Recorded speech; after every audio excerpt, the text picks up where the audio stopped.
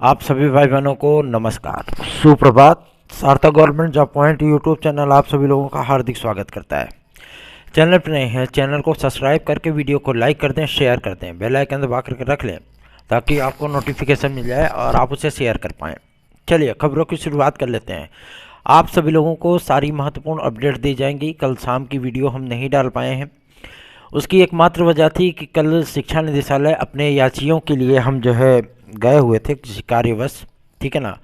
और शिक्षा सेवा चयन आयोग की क्या प्रक्रिया है, क्या गतिविधि है, थोड़ा सा मेरी तबीयत भी नॉर्मल नहीं है क्योंकि थोड़ी दिक्कतों का सामना हमें करना पड़ रहा है, लेकिन the show must go on. जीवन तो चलता ही रहता है ना। और पता नहीं कैसी सेंसिटिव मेरी शरीर है कि अगर थोड़ा सा भी इनबैलेंस हुआ तो तत्काल जो है वो तबीयत हमारी गड़बड़ हो जाती है, ठीक है ना। इसलिए बहुत एक्यूरेट चलना पड़ता है। आप सभी लोगों को बहुत सारी महत्वपूर्ण अपडेट देनी है। आप लोगों ने आज समाचार पत्रों में भी देखा होगा कि शिक्षा सेवा चयन आयोग को लेकर के शनिवार को विधानसभा में जो सत्र चल रहा है उसमें बातचीत भी हुई थी और आदरणीय मंत्री महोदया ने, ठीक है ना, उन्होंने डिक्लेयर कर दिया था कि हम अध्यक्ष और सदस्य बहुत जल्दी ही भेजने चल रहे हैं आपके शिक्षा सेवा चयन आयोग के लिए। और मैं आप सभी लोगों को बता देना चाहता हूं कि 12 सदस्य और एक अध्यक्ष का चुनाव हो भी चुका है, ठीक है ना। और इनकी नियुक्ति का जो प्रोसेस है वो बहुत जल्दी स्टार्ट कर दिया जाएगा। और आप सभी लोगों को मैं बताना चाहता हूं कि 15 से 20 फरवरी के बीच में शिक्षा सेवा चयन आयोग में अध्यक्ष और सदस्यों की नियुक्तियां हो जाएंगी, ठीक है ना।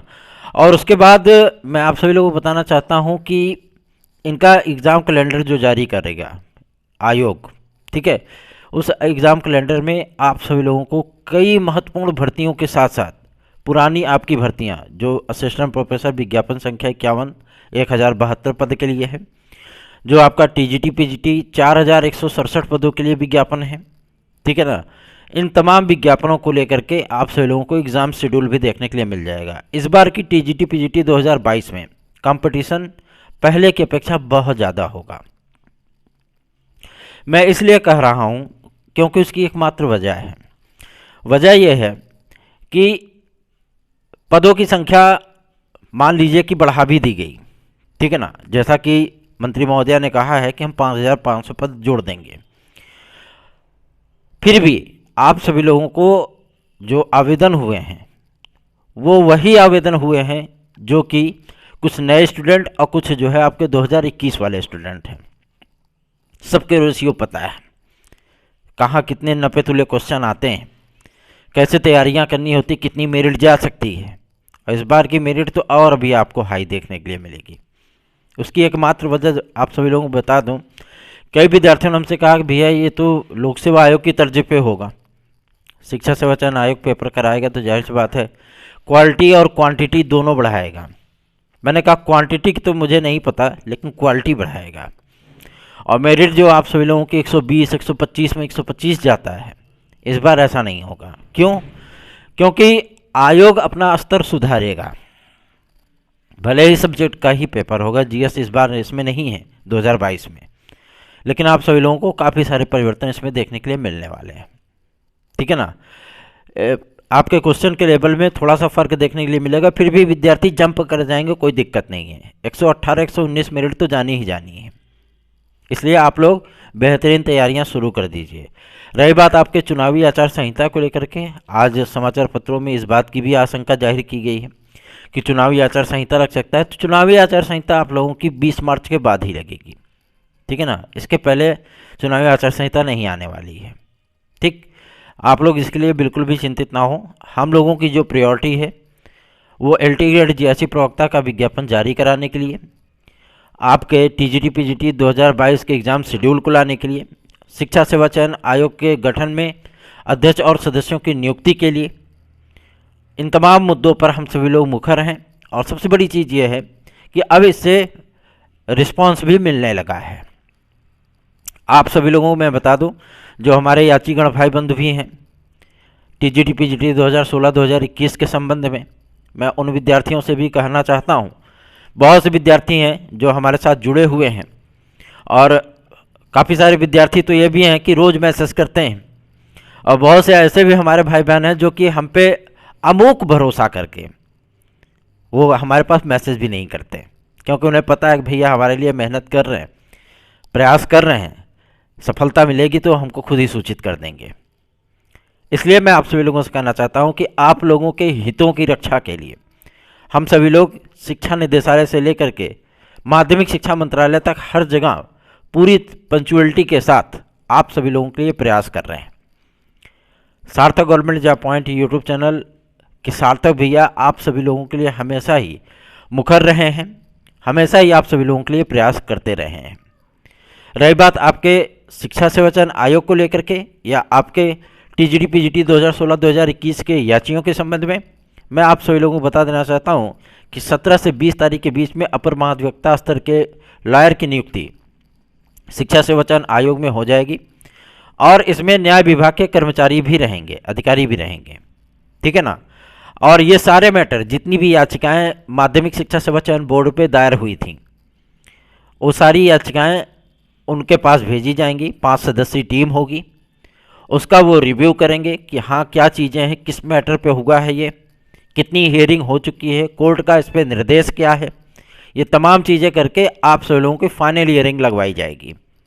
फाइनल हियरिंग का मतलब यह है कि आप लोगों की नियुक्तियों के लिए 100% मार्ग जो है वो प्रशस्त हो जाएगा, क्योंकि कोर्ट के दिशा निर्देशों पर ही याचियों को राहत देने के लिए हमारे 67 विद्यार्थी 2016 से और 27 विद्यार्थी 2021 से इस याचिका का लाभ पा चुके हैं, ठीक है ना। उनकी नियुक्तियां हो चुकी हैं, वो विद्यालयों में पढ़ा रहे हैं, 3 महीने 4 महीने से वेतन पा रहे हैं।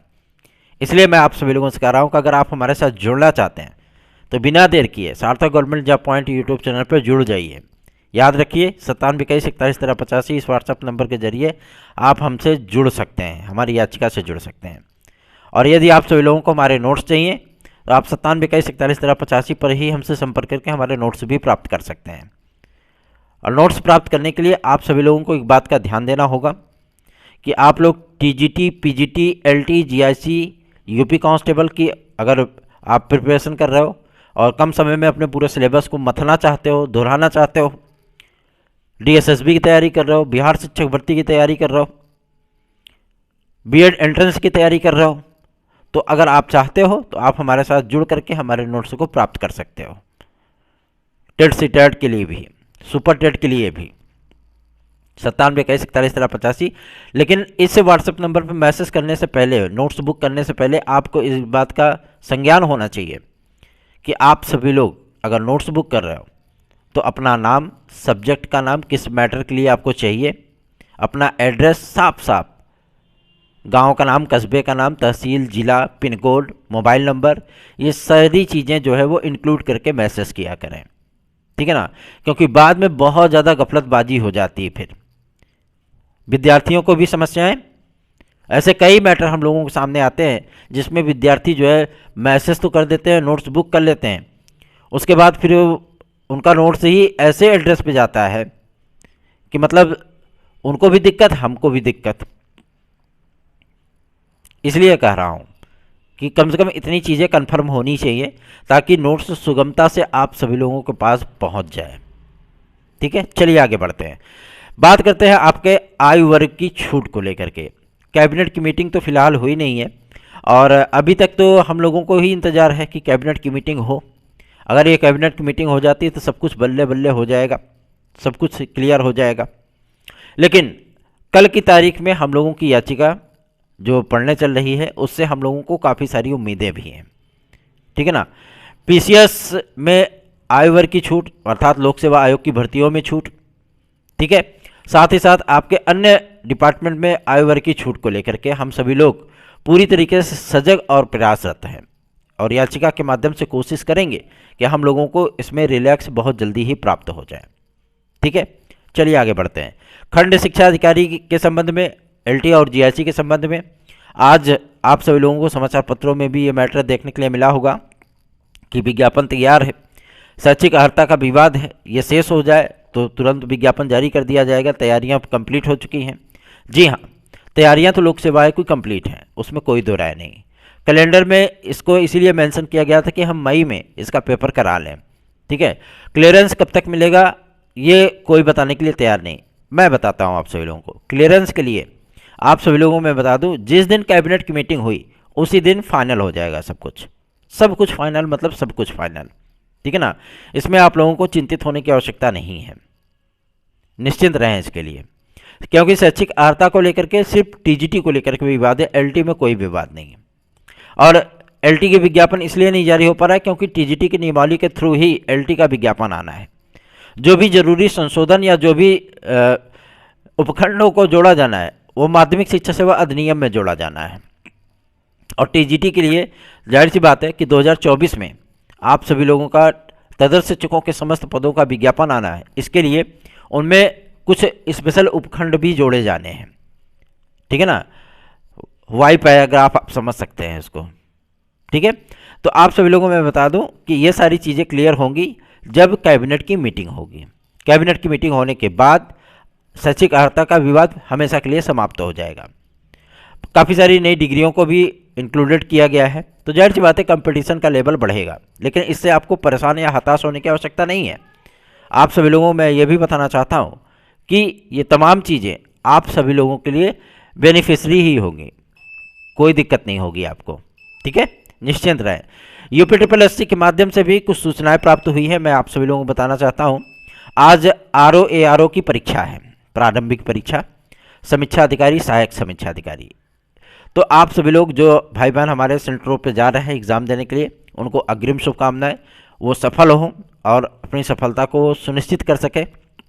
बेहतरीन पेपर दे के आइएगा ताकि आप लोगों की सफलताएं सुनिश्चित हो सकें। और आप लोगों के हितों की रक्षा के लिए हम लोग सदैव सजग हैं और प्रयासरत हैं। पेपर हमारा नहीं है क्योंकि मैंने समीक्षा अधिकारी, सहायक समीक्षा अधिकारी का फॉर्म नहीं डाला था, ठीक है ना, क्योंकि मैं ये पेपर देता ही नहीं हूँ। मैं सिर्फ 2-3 भर्तियों को टारगेट करता हूँ और अपने कार्यों में मगन रहता हूँ, ठीक है। तो आज पेपर है तो आप सभी लोगों को अग्रिम शुभकामनाएं। चलिए आगे बढ़ते हैं।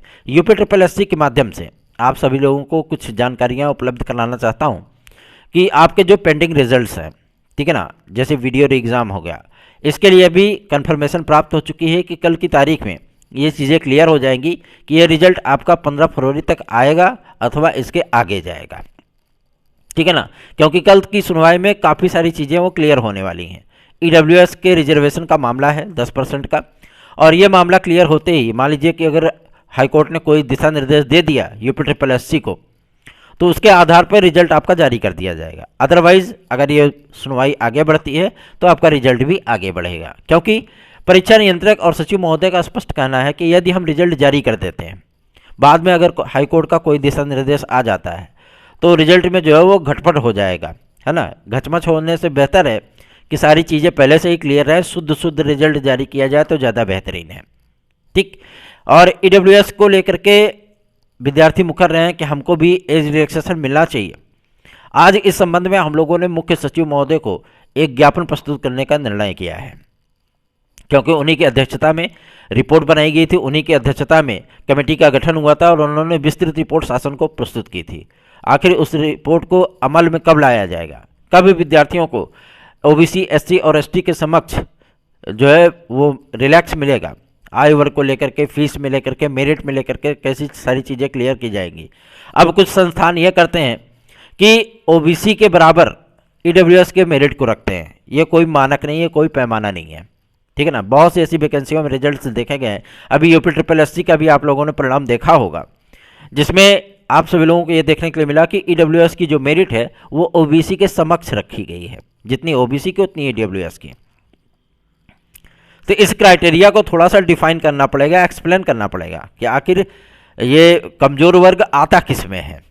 क्या ये OBC के लिए? अगर ऐसी चीज़ें हैं तो क्रीमी लेयर में रख दो, क्या दिक्कत है ना। तो ये सारी चीज़ें डिस्कस होंगी। और आप सभी लोगों को मैं बता दूं कि आपके दुर्भाग्य के दिन अब बहुत जल्दी ही समाप्त होने चल रहे हैं।